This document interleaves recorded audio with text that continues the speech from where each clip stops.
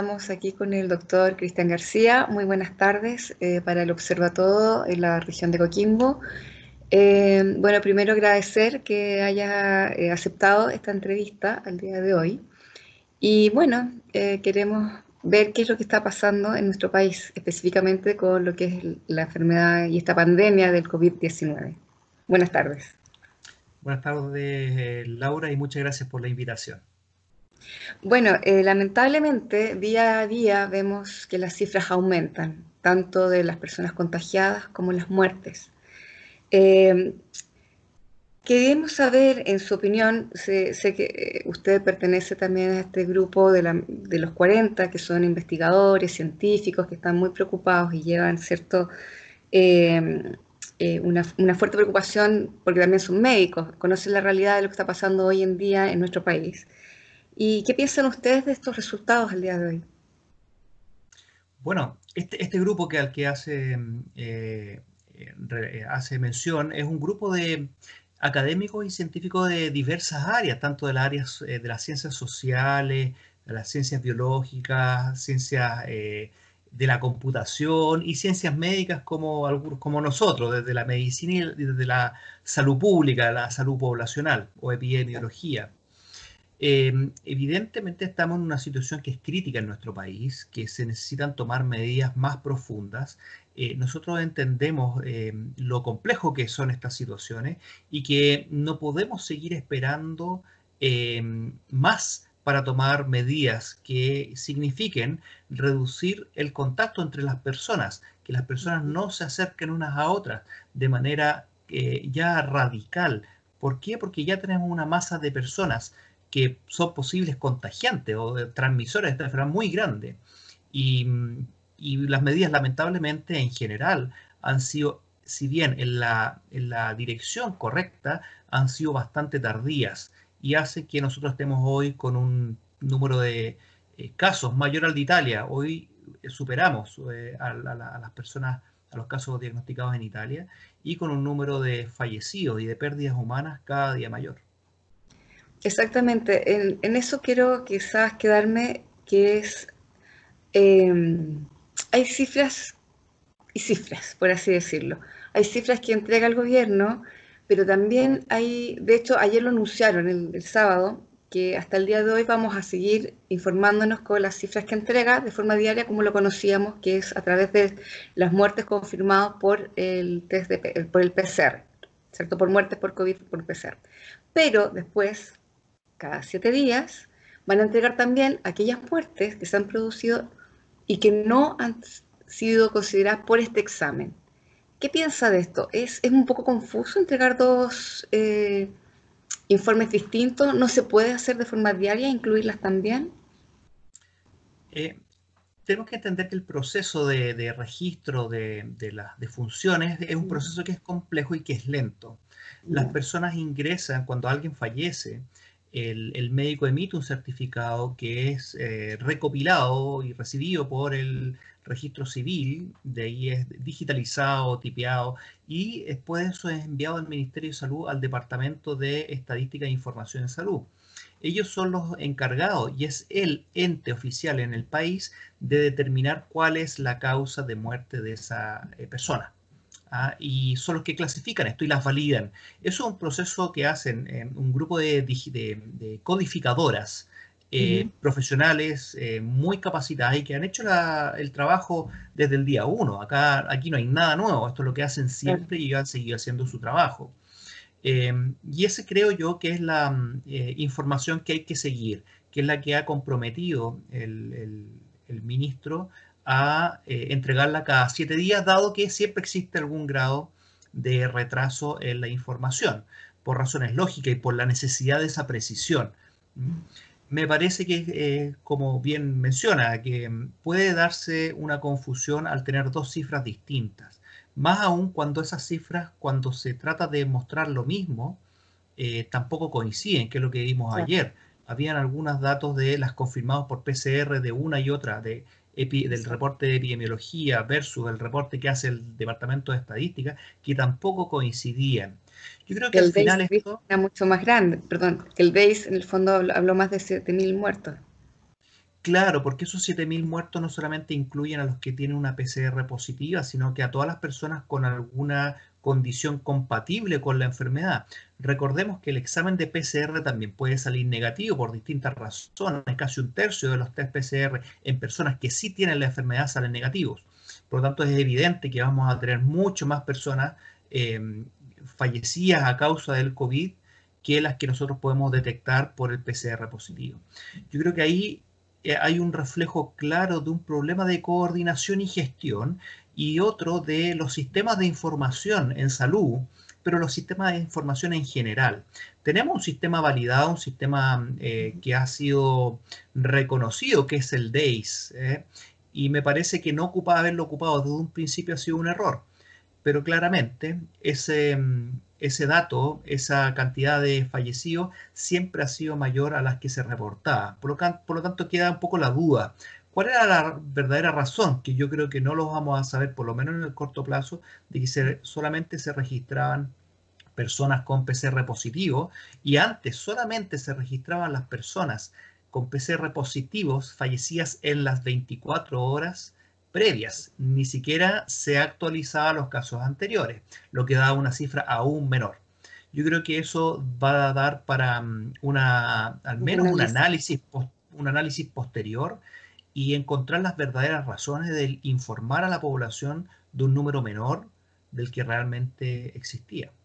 Sí, doctor, me quedé en esta pregunta porque quizás muchos no entienden que el día de hoy estas muertes reflejan el pasado.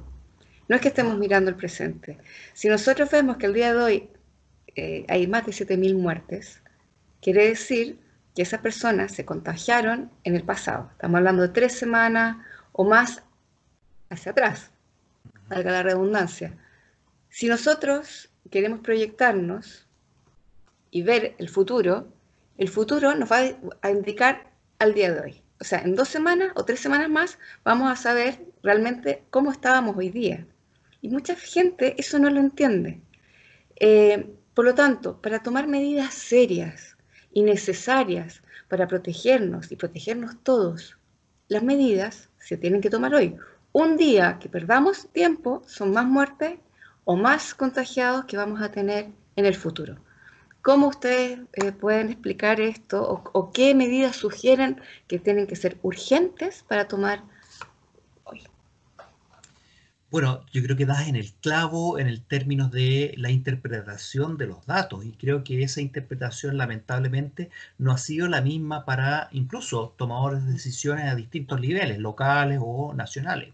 Cuando nosotros diagnosticamos 5.300 casos en un día, por ejemplo, esos Claro. casos se contactaron con alguien enfermo y se contagiaron al menos 10 días atrás, incubaron la enfermedad por un promedio de 7 días y que Ujú. después empezaron los síntomas y se demoraron en ir a tomarse un examen, el cual se demoró en A ver. procesarse un par de días más y tenemos recién el caso diagnosticado el día de hoy.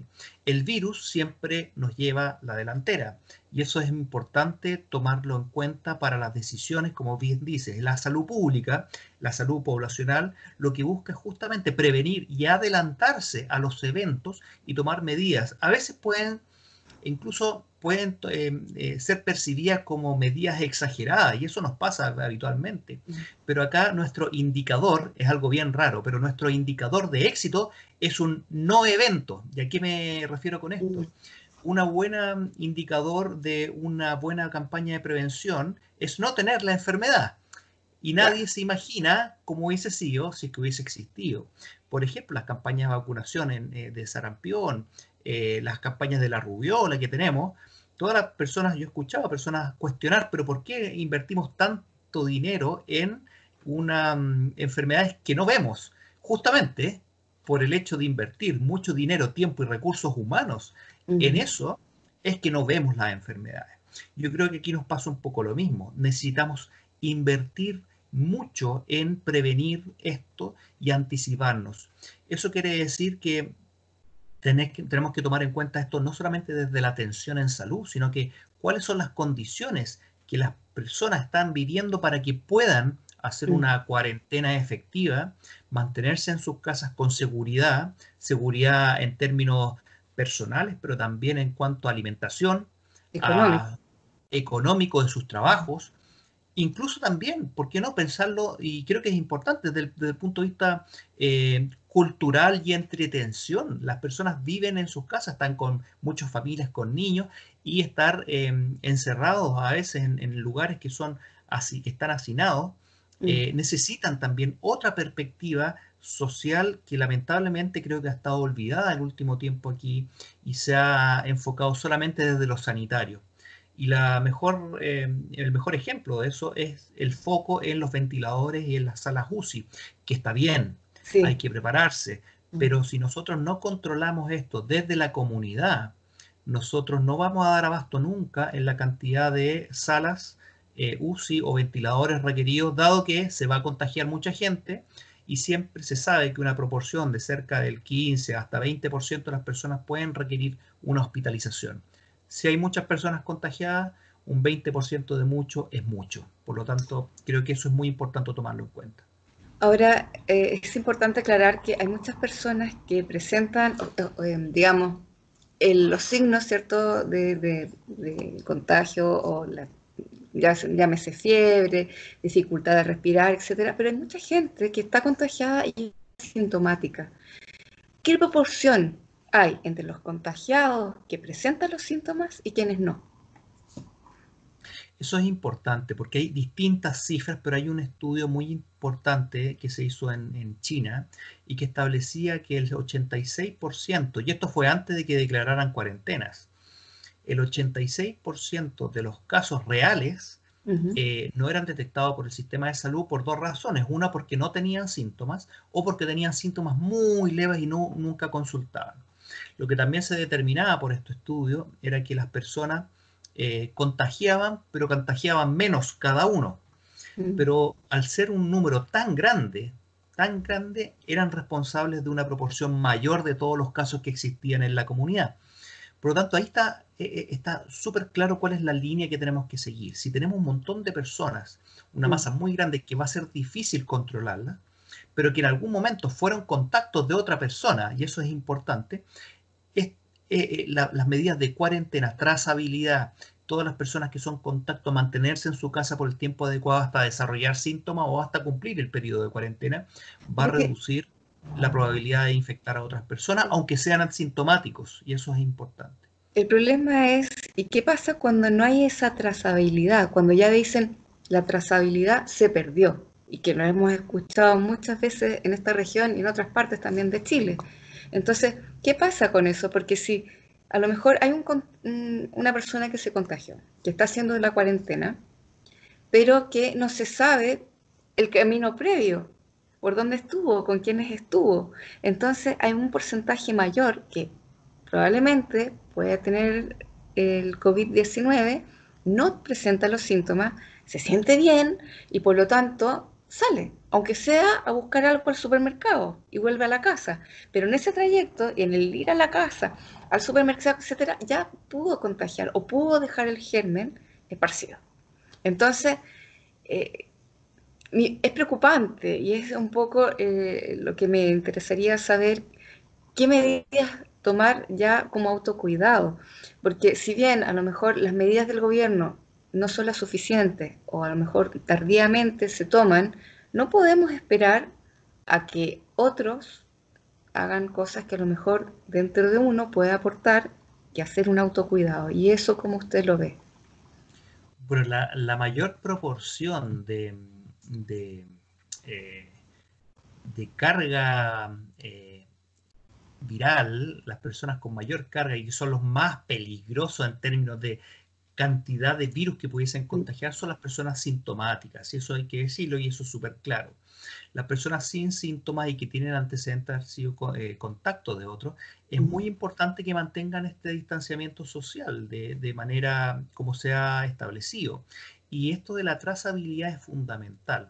¿Por qué es fundamental? Porque cuando se encuentra un caso, aunque tenga pocos síntomas, la labor de la autoridad sanitaria, representada en regiones por las Seremis de Salud, Sí. es hacer un estudio epidemiológico donde se le pregunta a la persona dirigidamente, se le apoya y se le ayuda a hacer memoria, porque en realidad si es que a cada uno nos preguntaran ahora de sorpresa, ¿con quiénes estuvimos? Bueno, quizá ahora que estamos en cuarentena es más Claro. fácil, pero Mm, con cuántas personas y dónde estuvo en contacto por más de 15 minutos, un contacto estrecho, etcétera, eh, puede ser un poco difícil, pero se les apoya en eso y esa autoridad sanitaria regional es la llamada y la responsable de hacer ese estudio, llamar, seguir, advertir, recomendar incluso a veces tienen que enforzar confinamientos en contra de la voluntad de las personas y eso tienen toda la potestad para hacerlo. Por lo tanto, yo creo que ahí es muy importante. Lamentablemente creo que ha sido una debilidad que hemos encontrado el tema de la trazabilidad, el estudio epidemiológico de los casos, tanto en Santiago como en regiones. En regiones todavía estamos a tiempo de retomar esto, estamos a tiempo de poder tomar medidas de potenciar esta trazabilidad y las cuarentenas necesarias para que las personas no se contacten y finalmente reducir esa masa de personas que están activas y que van a contagiar a otra masa tan grande como la que ya tienen, o más incluso. Recordemos que una persona contagia en promedio entre 2 y 3 personas más, de ahí el crecimiento exponencial que tiene esta esta enfermedad. enfermedad. Por lo tanto, yo Claro. creo que ahí es importante y desde el punto de vista individual tomar las medidas que se han recomendado, que son las correctas, que Mm, lamentablemente parecen, parecen tan simples, pero son mm. tan complicadas a la vez. El lavado de manos, mantener la distancia. En esta ocasión se ha recomendado ocupar las mascarillas, ocupar el alcohol gel en caso de no poder lavarse las manos. Claro. Son la clave y la base del control y de las medidas que podemos tomar nosotros individualmente. Perfecto.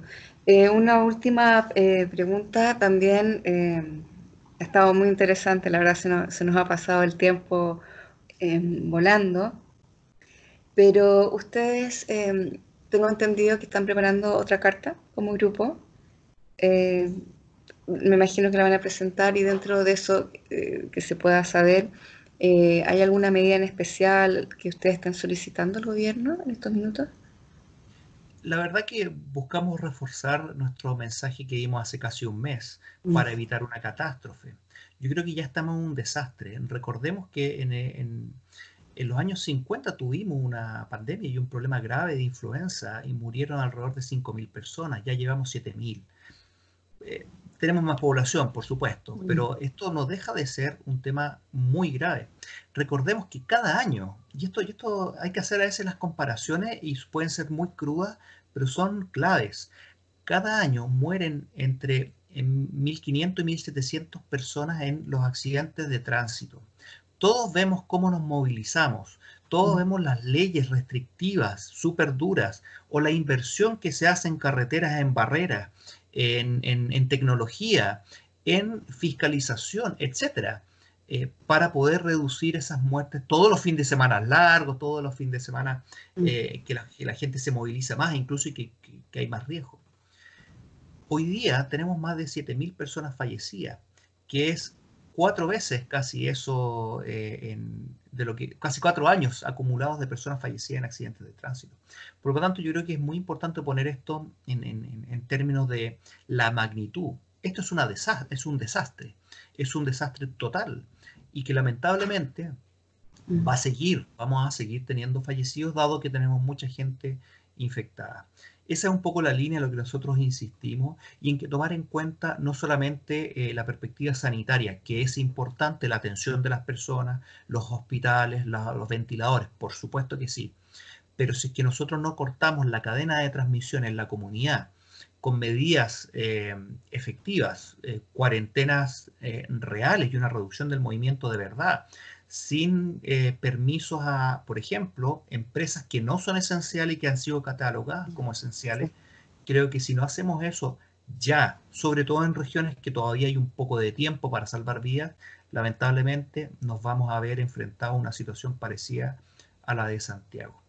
Y quería también recordar, hoy día revisaba mensajes de un pariente mío en Italia, del mm, 27 de marzo. Me decía lo siguiente, me decía, acá esto sé que va a pasar, yo trataba de conversar con él, me decía, yo sé que esto va a pasar, pero estamos pagando un precio muy alto en vidas. por favor, me decía, aprendan de nosotros, por favor, aprendan de este desastre y de las malas medidas que han tomado nuestros gobiernos, porque ustedes todavía tienen tiempo. Lamentablemente hoy día ya pasamos a Italia en caso y tenemos muchísimos fallecidos en nuestro país. En términos de población, la cantidad de muertos en relación a la población de Chile es de las más altas del mundo. Por lo tanto, aquí estamos en una situación no solamente complicada, insisto, estamos en presencia de un desastre completo. Lamentable noticia que oír, y es así, lamentable. Bueno, quisiera agregar algo más que sea importante en esta entrevista antes de terminarla. Más allá de lo complejo y lo difícil, es que de alguna manera esto nos tiene que servir para reflexionar como país. A todos de la manera individual, pensar cómo nosotros estamos viviendo, cómo estamos nosotros, nuestras dinámicas en la familia, en este confinamiento, pero qué son las cosas realmente importantes.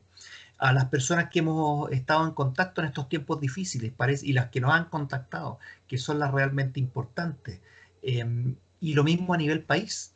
¿Cuál es el país que nosotros queremos ser?